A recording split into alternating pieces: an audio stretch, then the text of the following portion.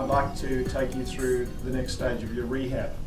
For most of you, you can take your sling off now and just use it as you need it, but for the majority you can actually just take it off and not put it back on at all.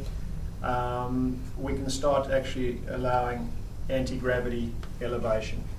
The shoulder is primarily designed to lift the arm in the front plane and not out the side. So if any of you are going to start lifting your arm up, I'd very much encourage you to lift it up straight ahead like you were basically reaching up to get a glass from the cabinet.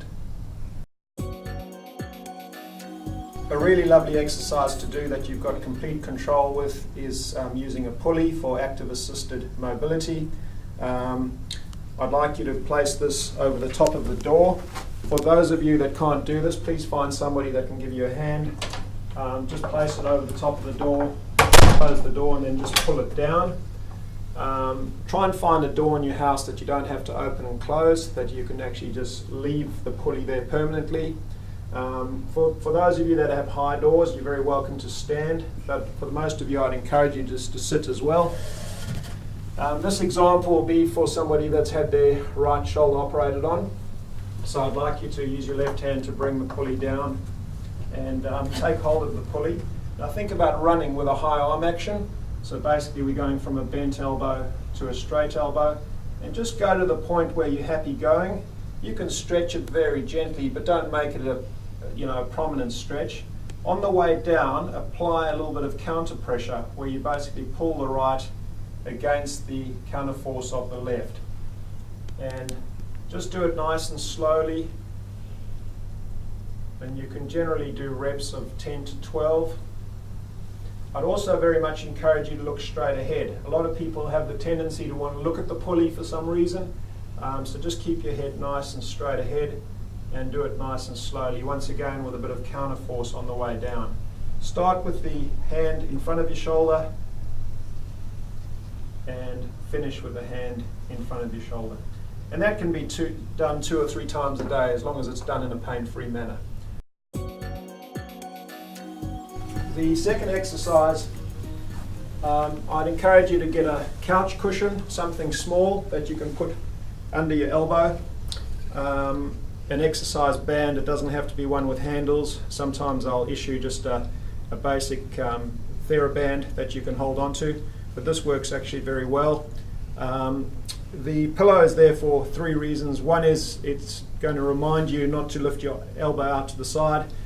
It puts your shoulder in a much more neutral position, and also it's stronger and more pain-free in this position. Keeping your elbows at 90 degrees, I'd like you to pull apart using both hands. Try not to go out too far. Hold for the count of 3 and come back for the count of 3 as well. And basically what we're trying to do here is strengthen the back of the shoulder. I'd like you to do reps of 5 only, holding for 3 and coming back for the count of 3 as well.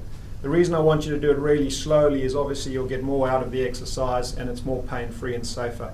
And that sort of exercise, once again, you can do 3 or 4 times a day, but just reps of 5.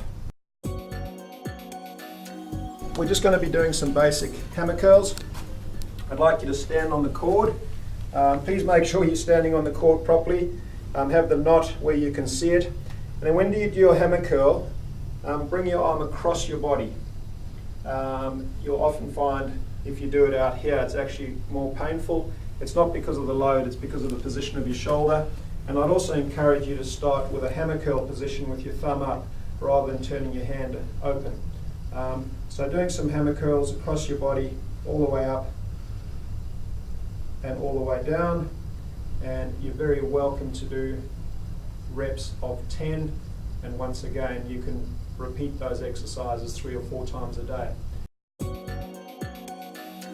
In terms of doing triceps, you can use the same cord, you can hold it into your body, and you can start doing some tricep exercises, just locking your elbow out, holding for the count of 3, and coming slowly up. And that's quite a nice exercise to alternate with your hammer curls. and that once again can be done 3 or 4 times a day.